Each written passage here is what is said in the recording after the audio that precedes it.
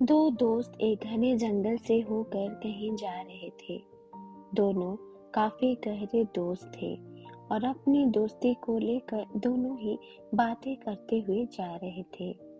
जंगल बहुत ही घना था, तो उनमें से एक दोस्त डर रहा था, लेकिन उसके साथी मित्र ने कहा कि मेरे होते हुए तुम्हें डरने की कोई जरूरत नहीं है।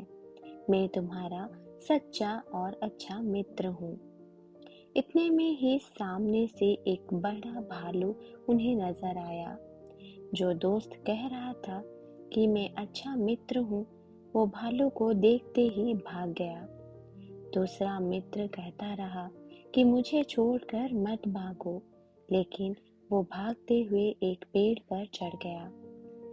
यह देख उसका मित्र और भी डर गया, क्योंकि वो पेड़ पर चढ़ना नहीं जानता था। इतने में वो भालू और भी नजदीक आ गया था। जब वो बेहद करीब आने लगा, तो दूसरे मित्र के पास कोई चारा नहीं रहा और वो वहीं नीचे जमीन पर आंखें बंद करके लेट गया। पेड़ पर चढ़ा मित्र यह सारा नजारा देख रहा था और वो सोचने लगा कि ऐसे तो यह मर जाएगा। इतने में ही वो भालू नीचे लेटे मित्र के करीब आकर उसे देखने लगा और उसे सूंघा और उसके शरीर का पूरी तरह मुआयना करके आगे बढ़ गया। जमीन पर लेटे मित्र ने राहत की सांस ली और वो सोचने लगा कि अच्छा हुआ जो मैंने सांसें रोक ली थी, क्योंकि भालू मुर्दों को नहीं खाते। और वो भालू मुझे मरा हुआ जानकर आगे बढ़ गया। पेड़ पर चढ़ा मित्र बहुत हैरान था।